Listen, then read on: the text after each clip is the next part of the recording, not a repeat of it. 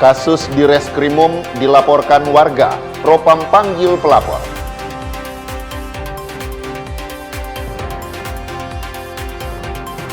Tim SAR temukan 21 korban kapal tenggelam.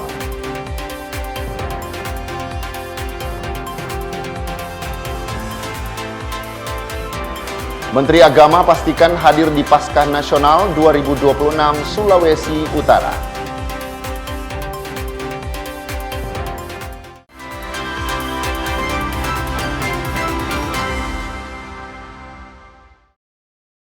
Selamat pagi saudara, apa kabar Anda hari ini? Kita jumpa dalam program Kompas Pagi.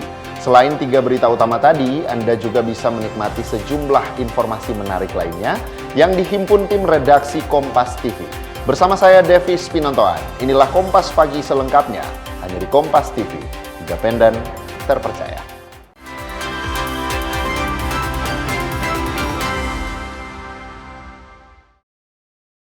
Kita ke info yang pertama, Saudara Kartini Gagansa, warga Manado yang melaporkan pejabat di Reskrimum Polda Sulut atas dugaan pelanggaran kode etik mendatangi Mapolda Sulut, memenuhi panggilan Propam untuk dimintai keterangan terkait laporan yang dibuatnya.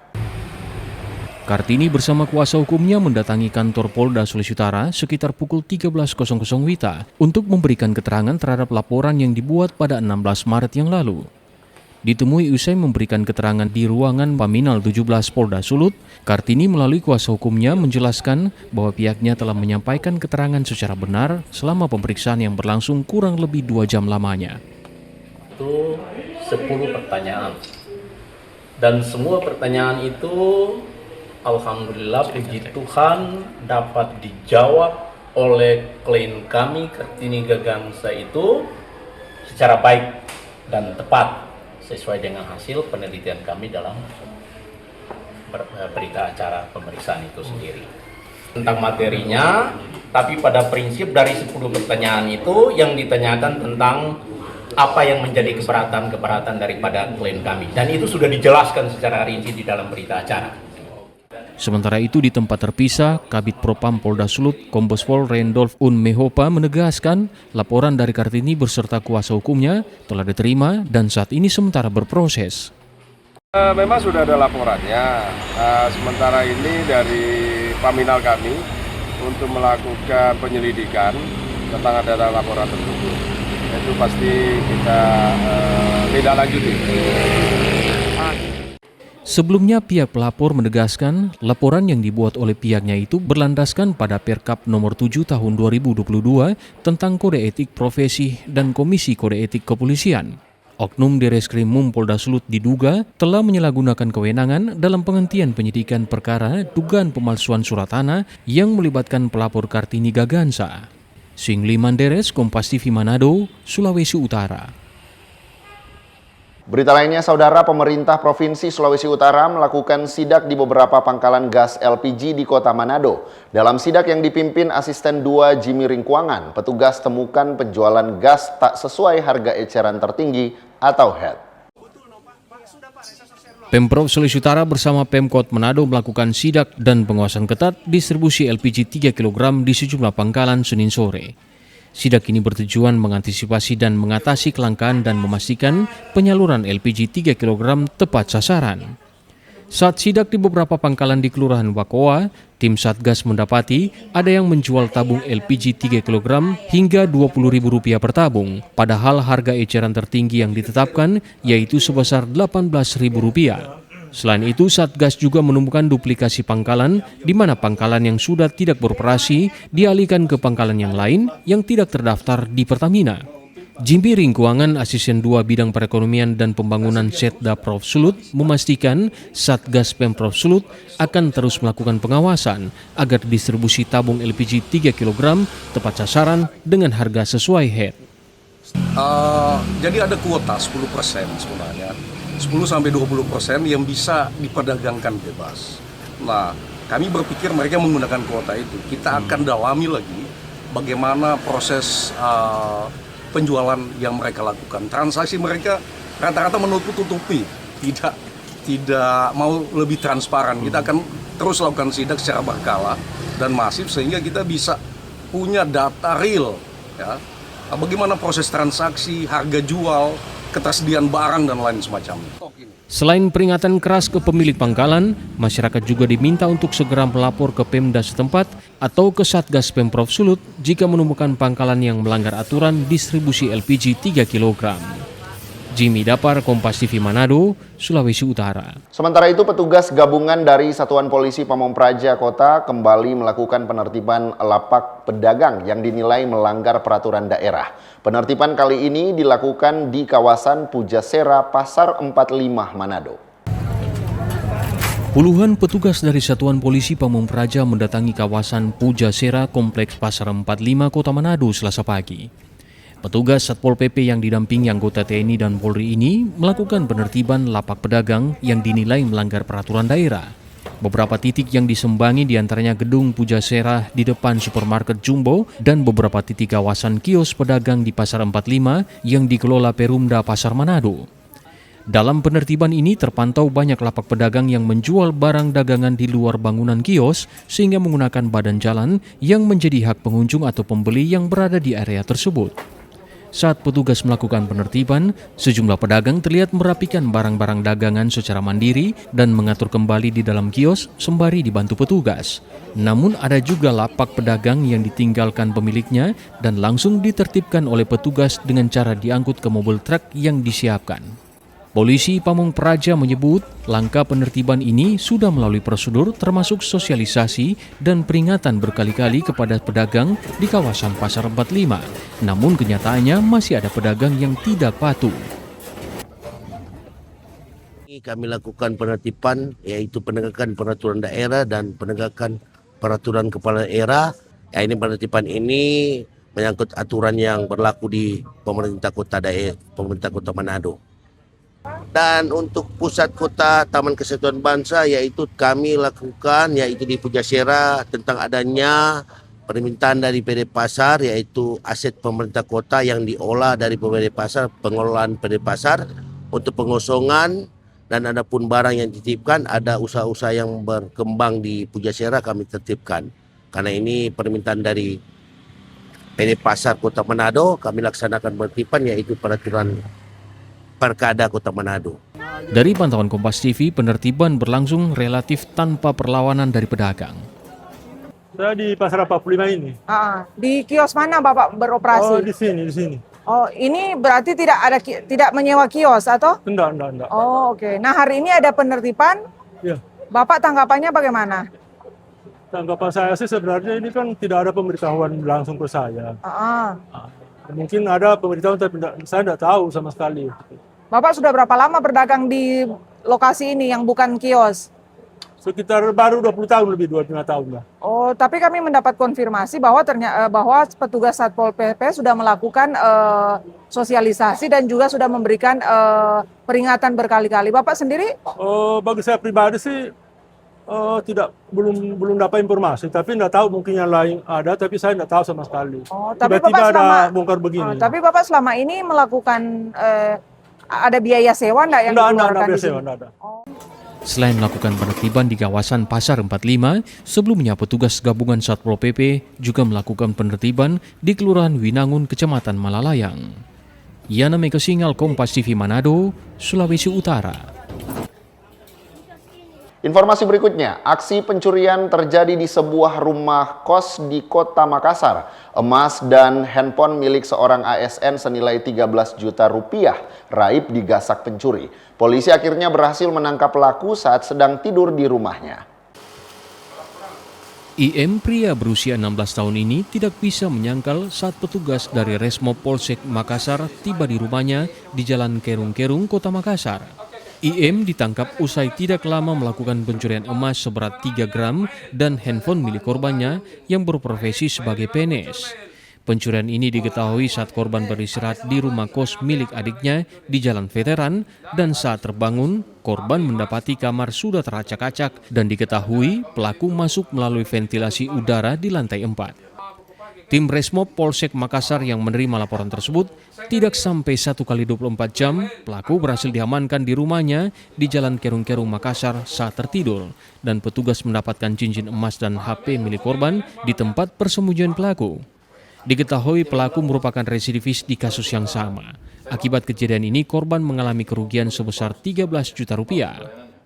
Mengamankan terduga pelaku inisial I yang melakukan pencurian pada malam hari di salah satu rumah kos di Kecamatan Makassar dan mengambil satu buah handphone dan emas 3 gram. Kalau untuk kerugian korban sendiri berapa? Menurut keterangan dari terduga korban, kerugian yang dialami sebesar 13 juta rupiah. Kalau untuk modusnya pelaku ini seperti apa? Modus dari terduga pelaku, dari hasil interogasi mengatakan bahwasanya terduga pelaku naik di kamar kos korban saat korban tertidur pada malam hari, sehingga pada saat korban bangun tidur, HP dan emas sudah tidak ada di kamarnya. Saat ini pelaku beserta barang bukti cincin dan HP milik korban dibawa Polsek Makassar dan pelaku diancam dengan pasal 477 dengan ancaman hukuman 9 tahun penjara.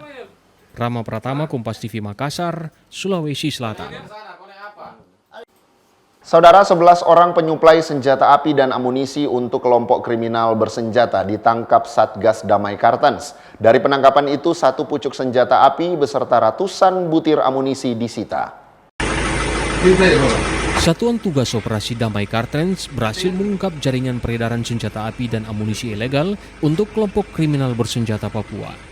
Wakil Kepala Satuan Tugas Humas Operasi Damai Kartens AKBP Andaria mengatakan, pengungkapan jaringan peredaran senjata api dan amunisi ini merupakan bagian dari operasi penegakan hukum terhadap KKB Papua. Dari operasi yang dilakukan sejak 12 Maret hingga 28 Maret, personil Satgas Damai Kartens sudah menangkap sedikitnya 11 orang di kota dan Kabupaten Jayapura. 11 orang yang ditangkap memiliki peran berbeda, mulai dari penyumbang dana, pembeli senjata dan amunisi, hingga penghubung dengan kelompok bersenjata. Dari penangkapan terhadap 11 orang itu, aparat juga menyita sejumlah barang bukti, diantaranya 1 pucuk senjata api rakitan, magasin, dan ratusan butir amunisi berbagai kaliber. Saat ini 11 pelaku sudah ditahan di Mapolda Papua untuk penyelidikan lebih lanjut guna mengungkap jaringan peredaran senjata api dan amunisi untuk KKB Papua. Perlu kami jelaskan bahwasanya ini adalah bagian dari rangkaian pengembangan kasus yang dilakukan oleh Satgas Operasi Damai Kartens terhitung dari tanggal 12 Maret sampai tanggal 28 Maret 2026. Total tersangka yang sudah diamankan per hari ini tanggal 28 ada 11 orang dan jaringan yang diungkap ini ada dugaan kuat kaitannya dengan kelompok kriminal bersenjata yang ada di wilayah Papua Pegunungan, Yalimo dan juga Yahukimo. Barang bukti yang diamankan terhitung dari tanggal 12 Maret sampai tanggal 28 Maret 2026 pada hari ini itu ada 132 butir amunisi yang disita dari saudara HLT. Ada juga ratusan amunisi dari berbagai kaliber, ada 1 senjata rakitan dan juga sejumlah magasin yang diamankan. Selain itu juga penyidik menyita ada komponen-komponen senjata, ada 5 pucuk yang tanpa izin.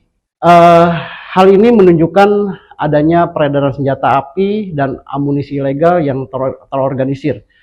Para pelaku dijerat dengan ketentuan Kitab Undang-Undang Hukum Pidana Nomor 1 Tahun 2023, Pasal 306, Junto Pasal 20 tentang kepemilikan senjata api dan amunisi ilegal dengan ancaman pidana maksimal 15 sampai 20 tahun penjara. Vindi Rakmeni, Kompas TV Jayapura, Papua. Saudara, tim SAR temukan 21 korban kapal tenggelam akan kami hadirkan usai jeda. Tetaplah bersama kami.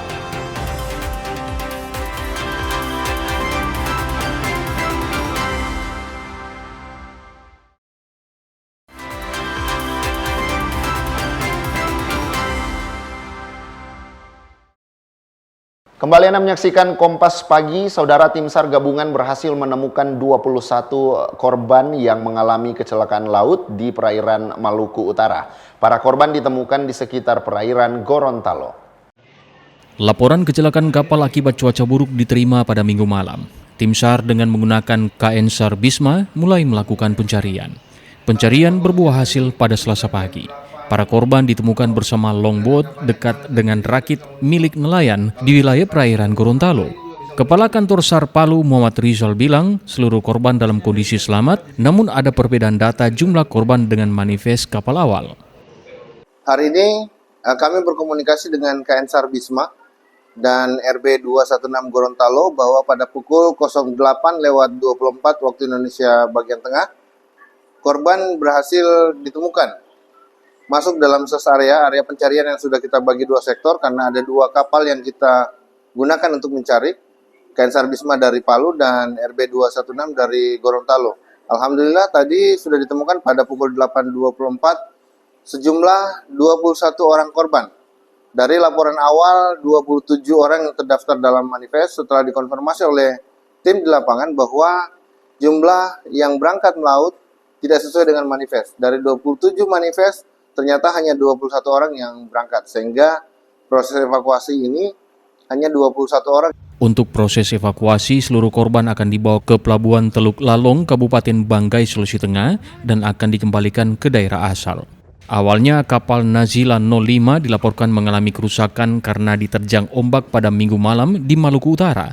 Para korban kemudian mengevakuasi mandiri ke longboat hingga terdampar di rakit nelayan. Tim SAR pun telah melakukan pencarian sejak Senin hingga ditemukan pada Selasa pagi. Dalam pencarian, tim SAR menggunakan KN SAR Bisma dari Luwuk, Kabupaten Banggai, Sulawesi Tengah, dibantu RB 216 Gorontalo. Aldrim Talara, Kompas TV Palu, Sulawesi Tengah. Sementara itu, saudara, tim SAR gabungan mengevakuasi 21 korban kapal Nalisa, maksud kami Nasila 50 yang mengalami kecelakaan laut. Seluruh korban ditemukan selamat pada Selasa pagi. Pencarian pada korban kecelakaan kapal Nazila 05 pada Minggu 29 Maret akhirnya membuahkan hasil. Seluruh korban ditemukan selamat karena mengingatkan longboatnya di rakit milik nelayan. Para korban ditemukan di perairan Gorontalo pada Selasa pagi. Longboat para korban ini diikat ke rakit milik nelayan bernama Epan. KN SAR Bisma yang melakukan pencarian sejak Senin dini hari, kemudian ke titik laporan temuan korban, kemudian mengevakuasi menggunakan perahu karet ke kapal SAR. Kepala Kantor SAR Palu Muhammad Rizal bilang, para korban akan diperiksa kesehatannya dan akan dipulangkan. Kondisi korban masih dalam kondisi yang baik, karena mengingat mereka mengikat di rakit, kebetulan dalam rakit itu ada yang jaga, sehingga masih sempat diberikan makan oleh pemilik rakit tersebut. Sehingga kondisi fisik keduanya, ke-21 orang itu dalam kondisi yang baik. Adapun nanti pada saat sampai di Luwuk, kami sudah berkomunikasi oleh teman-teman yang ada di Posar Luwuk, supaya mempersiapkan petugas medis untuk memeriksa lebih lanjut kesehatan 21 orang korban yang sudah kita evakuasi.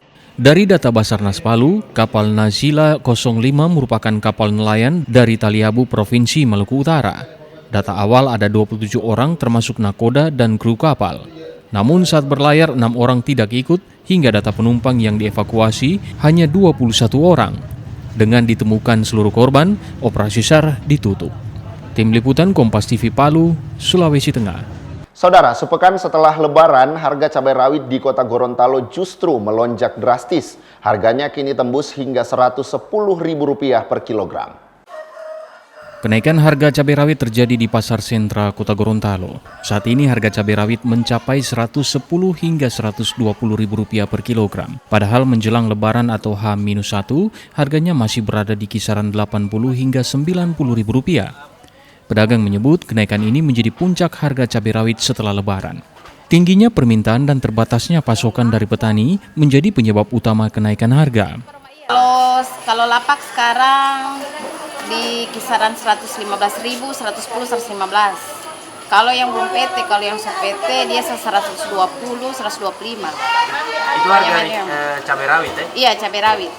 Meski harga tinggi, warga mengaku tetap membeli cabai rawit untuk kebutuhan sehari-hari, walaupun jumlah pembelian harus dikurangi. Kemarin itu naik sampai 100 lebih. 109? Iya. Makanya saya cuma beli ecer. Mahal atau bagaimana? Mahal. Mahal sekali ya? Mau tidak mau harus beli. Pedagang dan pembeli memperkirakan harga cabai rawit akan kembali stabil setelah aktivitas pasca Lebaran normal. Fikar Buntuan, Kompas TV, Gorontalo. Berita lainnya, saudara, membantu meringankan beban masyarakat, pemerintah Kabupaten Minahasa Utara menggelar pasar murah di Desa Kema 1 pada Selasa siang. Pasar murah dipusatkan di Balai Desa Kemah 1 Kabupaten Minahasa Utara. Operasi pasar murah ini disambut antusias oleh masyarakat. Warga begitu semangat membeli bahan pokok yang ditawarkan di pasar murah ini. Bahan pokok yang dijual yaitu beras 5 kg dengan harga Rp44.500, minyak goreng Rp12.000 per liter, gula pasir Rp6.500 per kilo, telur ayam Rp53.000 per baki, cabai rawit Rp60.000 per kilogram, serta daging ayam Rp30.000 per ekor. Untuk kegiatan pasar murah bersubsidi di Kecamatan Kemah, tepatnya di Desa Kemah 1 ini merupakan rangkaian program dari pemerintah Kabupaten Minahasa Utara.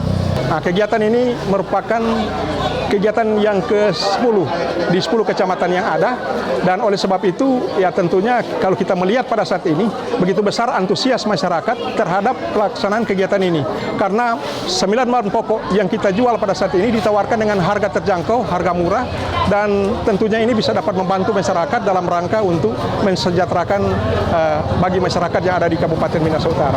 Itu sangat bagus sekali karena membantu untuk masyarakat supaya mendapatkan harga yang lebih murah, karena di saat ini sudah pendapatan mungkin lebih sedikit, jadi masyarakat itu sangat terbantu sekali dengan adanya pasar murah seperti saat ini, baik dari Dinas Perdagangan, ada Dinas Pangan, jadi kami sebagai masyarakat sangat bersyukur.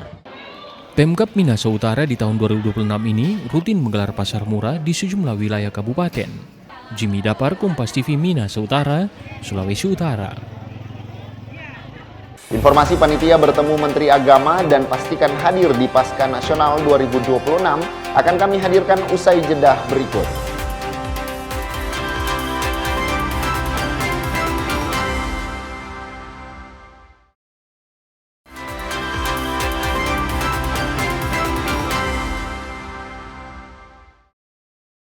Terima kasih Anda masih bersama kami di Kompas Pagi. Saudara, sebanyak 5.311 peserta didik jenjang SMP di Kota Manado akan mengikuti tes kemampuan akademik yang akan dimulai pada 6 April mendatang. Sejumlah sekolah mulai melakukan persiapan.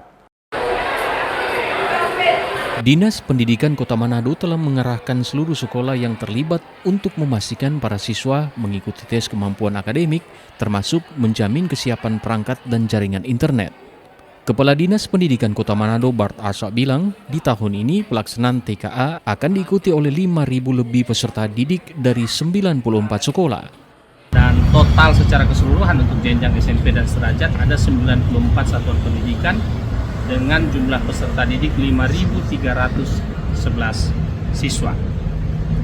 Dengan cakupan tersebut kami tentu menegaskan bahwa seluruh satuan pendidikan telah diinstruksikan untuk memastikan kesiapan sarana prasarana, termasuk perangkat komputer. Jangan sampai ada pada saat TKA berlangsung internet mati ataupun ada perangkat komputer yang hang dan tidak bisa dipergunakan. Dari pantauan di lapangan, sejumlah sekolah mulai merampungkan persiapan seperti yang terlihat di SMP Negeri 1 Manado dan SMP Negeri 8 Manado. Karena sudah melalui tahapan-tahapan, ya, mulai dari tes awal, kemudian simulasi, dan pelaksanaannya di tanggal 6 nanti untuk pelaksanaan akhir. Dan jumlah peserta yang terlibat dalam kegiatan TKA untuk siswa itu 647 siswa. Dan kami di sini membagi dengan 4 gelombang. 4 gelombang dengan 4 sesi dari tiap-tiap gelombang, sehingga waktu yang digunakan kurang lebih 8 hari. Fasilitas yang ada, yang menunjang sudah dipersiapkan, baik komputer, laptop yang akan digunakan sudah dipersiapkan. Dan untuk SMP Negeri 8 Manado, peserta TKA kelas 9 ada sekitar 345 siswa yang akan mengikuti TKA. Pelaksanaannya akan dimulai di tanggal 6 dengan 4 gelombang, 4 sesi. Jadi setiap sesi itu ada 23 peserta. Pelaksanaan TK diharapkan mampu memotret kemampuan akademik siswa secara objektif sekaligus mendorong peningkatan kualitas pendidikan secara berkelanjutan. Swingli Manderes, Kompas TV Manado, Sulawesi Utara. Sementara itu, Saudara, Dinas Pendidikan Kota Gorontalo perketat penggunaan gadget dalam proses pembelajaran. Guru diminta lebih selektif dan tidak bergantung pada media digital yang tidak urgent. Pembatasan penggunaan gadget di sekolah mulai diperketat Dinas Pendidikan dan Kebudayaan Kota Gorontalo. Para guru diinstruksikan untuk membatasi pembelajaran yang terlalu berorientasi pada gadget. Langkah ini juga selaras dengan kebijakan pemerintah pusat melalui Komdigi yang mulai membatasi akses media sosial bagi anak di bawah usia 16 tahun. Sejumlah platform seperti YouTube, TikTok, Instagram, Facebook, hingga game online menjadi perhatian. Kepala Dinas menyebut pembatasan ini bertujuan mendukung pembentukan karakter anak di lingkungan sekolah. Ini positif ya, apalagi kita mengelola pendidikan pra usia dini sampai dengan tingkat dasar, sampai dengan SMP. Ini sangat positif karena itu membantu kita untuk lebih gencar lagi menggenjot peningkatan kualitas pendidikan karakter. Gitu. Nah, kita semua tahu bahwa hari ini yang cukup mengganggu penerapan pendidikan karakter adalah penggunaan gadget yang berlebihan. Gitu. Dan di Kota Gorontalo sendiri kita sudah mengawali, jadi jauh sebelum Komdigi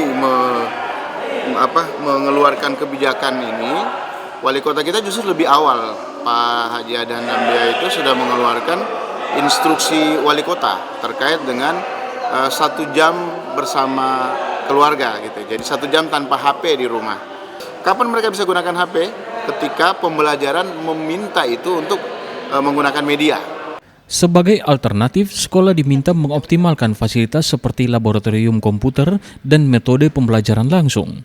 Dinas menegaskan peran orang tua juga menjadi kunci dalam mengevaluasi penggunaan gadget di luar sekolah. Fikar Buntuan, Kompas TV, Gorontalo. Berita lainnya, Saudara, menyambut perayaan Paskah, Jemaat Pniel Kelurahan Tumubui, Kecamatan Kota Mobagu Timur, Sulawesi Utara, akan menggelar perkemahan ceria anak sekolah Minggu. Berbagai persiapan dilakukan oleh jemaat mulai dari pembangunan tenda hingga penataan lokasi kegiatan jelang Paskah. Selain tenda, jemaat juga membuat berbagai simbol Paskah seperti Bukit Golgota dan kayu salib sebagai simbol dari nuansa perayaan. Perkemahan ceria ini akan berlangsung selama 4 hari dengan menghadirkan beragam kegiatan rohani dan kreatif bagi anak-anak. Setiap tenda mengusung tema yang diambil dari Alkitab. Tak hanya itu, kegiatan ini juga diisi dengan berbagai lomba kreativitas anak seperti bintang vokalia, baca Alkitab, serta cerdas cermat. Perkemahan ini merupakan hasil kerjasama antara Jemaat Pniel Tumubui dan anak-anak sekolah minggu yang diikuti oleh 22 kolom dari 10 rayon. Dalam rangka Paskah tentunya kami Jemaat Pniel Tumubui lewat Kompelsus Anak Sekolah Minggu melaksanakan perkemahan ceria anak sekolah minggu Jemaat Pniel Tumubui yang ada 10 rayon di Jemaat Pniel Tumubui. Di Jemaat Pniel Tumubui ada 22 kolom, tapi untuk anak sekolah minggu terbagi dalam 10 rayon. Selama 4 hari 4 malam, dorang akan sama-sama di sini. Tentunya juga dorang mau ditempa anak-anak bagaimana mereka ada di sini bukan cuma mau datang berkemah, tapi ada hal-hal positif yang mereka akan dapatkan di sini. Diharapkan melalui kegiatan ini, anak-anak dapat semakin memahami makna Paskah serta mempererat kebersamaan, iman, dan persekutuan. Rahman Rahim, Kompas TV, Kota Mobagu, Sulawesi Utara.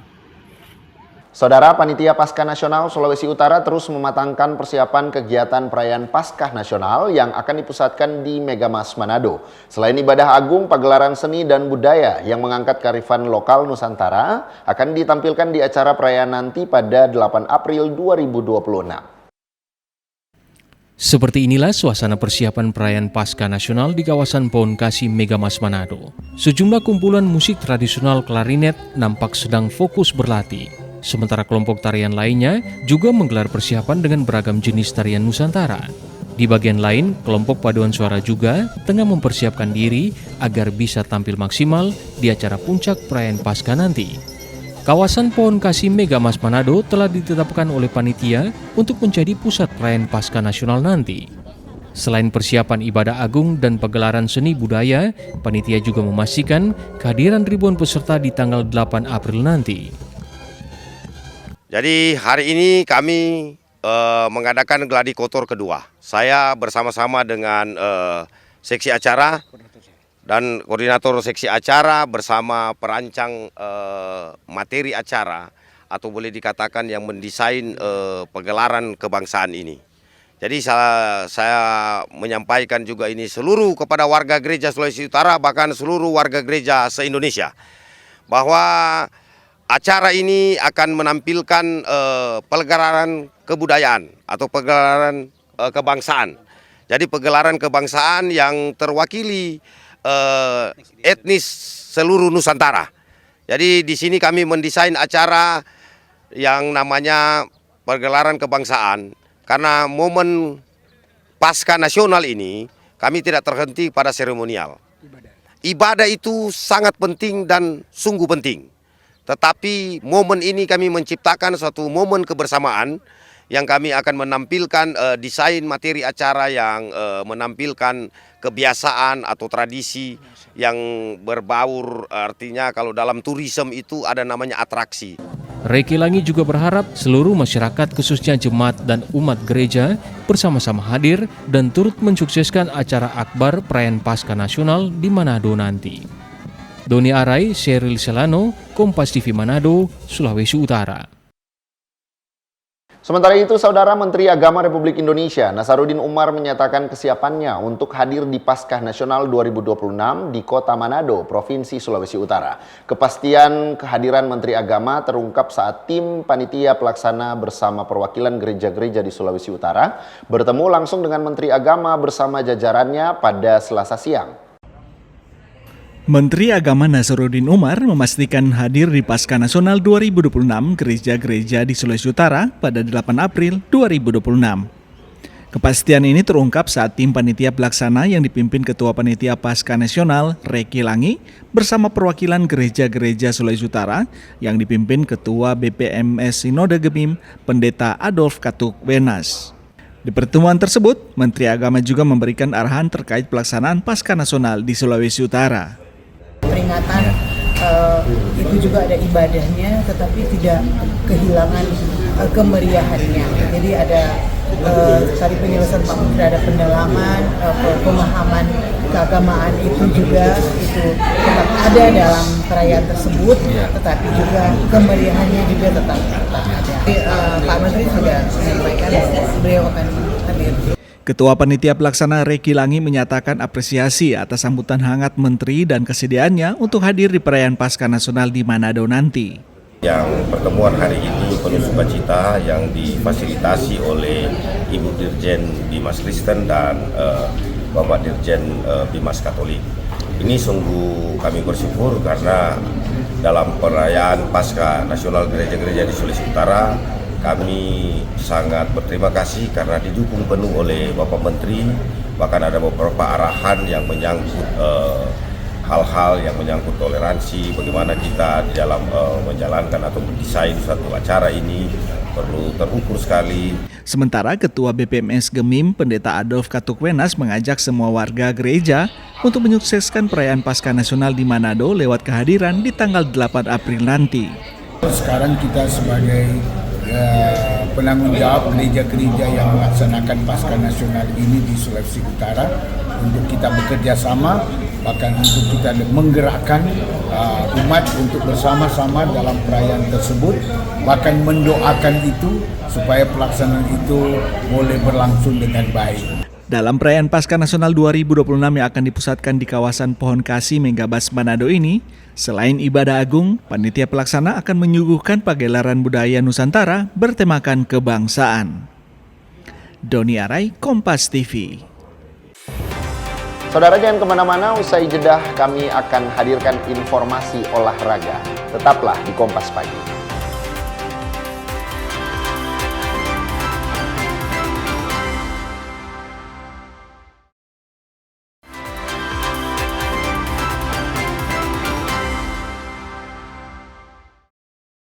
Kembali Anda menyaksikan Kompas Pagi, saudara. Setelah hanya meraih hasil imbang di laga perdana, Bolsel FC bangkit dengan performa impresif usai mengalahkan PS Kuda Laut Belang dengan skor telak 6-0 pada laga penyisihan Grup C Liga 4 Indonesia Piala Gubernur Sulawesi Utara 2025-2026 pada Senin lalu.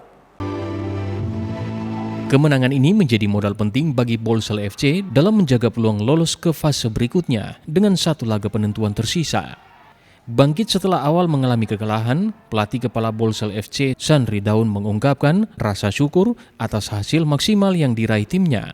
Ia menegaskan bahwa laga terakhir akan menjadi penentuan bagi timnya untuk memastikan tiket ke babak berikutnya. Sempat berada dalam tekanan di awal pertandingan sebelum akhirnya mampu menguasai permainan dengan kemenangan 6-0 melawan Kuda Laut Belang. Itu tadi bahan evaluasi kita di babak pertama, bahwa memang harusnya secepat mungkin kita bikin gol biar nanti kita main safety. Tapi bersyukur setelah babak pertama pertengahan kita bisa bikin gol, dan babak kedua kita tutup dengan gol 6-0. Oke, ke depan seperti apa persiapannya? Yang pasti kita motivasi besar karena 2 pertandingan terakhir kita didampingi terus oleh Bapak Bupati. Kita diberi motivasi yang luar biasa, itu salah satu motivasi buat kami ofisial dan juga pemain. Bersyukur di 2 pertandingan Pak Bupati Bola Mongondo Selatan selalu hadir. Nah, yang pasti kita akan memberikan perlawanan terhadap tim Persma di partai terakhir untuk memastikan tim Bolsel FC untuk lolos ke fase berikutnya. Kejuaraan Liga 4 Zona Sulawesi Utara ini dilaksanakan hingga tanggal 12 April 2026 mendatang yang digelar di 2 stadion, yaitu Stadion Klabat dan Stadion Kodairal 8 Manado. Jimmy Dapar, Kompas TV Manado, Sulawesi Utara.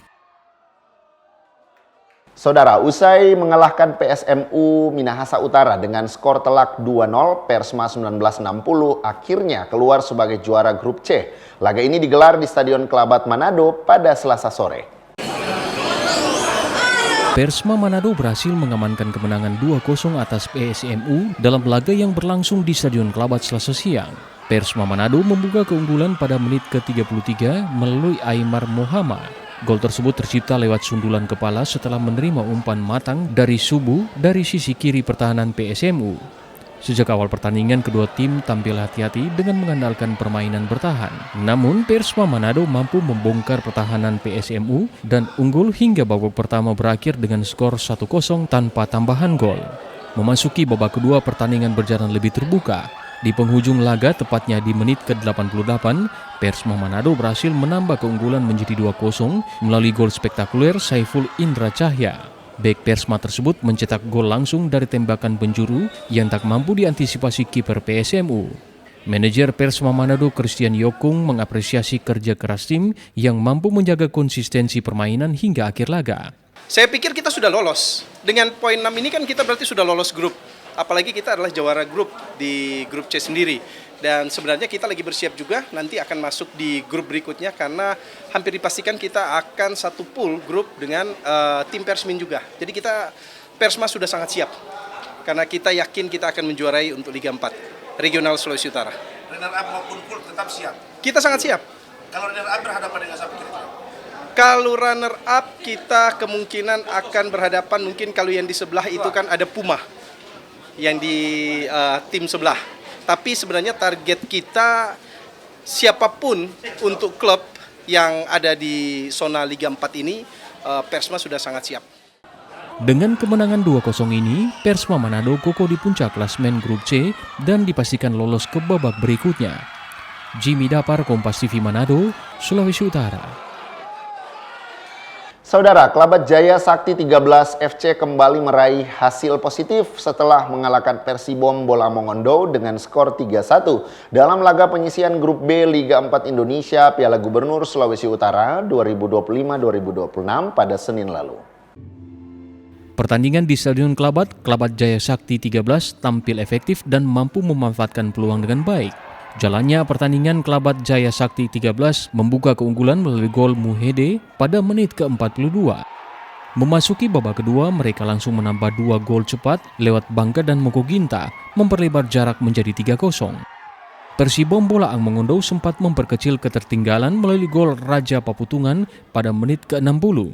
Namun hingga peluit akhir, skor 3-1 tetap bertahan untuk kemenangan Klabat Jaya Sakti 13. Pelatih kepala Kelabat Jaya Sakti 13, Muhammad Feranuddin mengungkapkan rasa syukur atas tambahan 3 poin yang diraih timnya. Ditambahkannya juga untuk saat ini, Kelabat Jaya Sakti sudah aman di klasemen, tetapi tetap akan dievaluasi untuk pertandingan selanjutnya. Alhamdulillah di pertandingan kedua tadi kita dapat meraih poin 3, sehingga dengan poin kemarin kita 6, untuk sementara ya kita aman. Namun dengan kemenangan tadi tetap kami dari staf pelatih masih ada evaluasi untuk menjelang pertandingan nanti ketiga di partai babak penyisian grup B besok. Jadi mungkin ini bisa menjadikan modal, setidaknya pertandingan besok ketiga tidak terlalu beban kita. Ia juga menyebut pada laga ketiga nanti, timnya kemungkinan akan melakukan rotasi pemain mengingat kondisi pemain yang mulai kelelahan. Dengan 2 gol kemenangan beruntun, membuat tim Jaya Sakti bisa lebih percaya diri dan tidak lagi terbebani menghadapi pertandingan selanjutnya. Jimmy Dapar, Kompas TV Manado, Sulawesi Utara. Informasi tadi menutup perjumpaan kita dalam program Kompas Pagi. Saya Davis Pinontoan bersama kru yang bertugas mengucapkan terima kasih atas kebersamaan Anda. Tetap saksikan rangkaian program berita di Kompas TV, independen, terpercaya.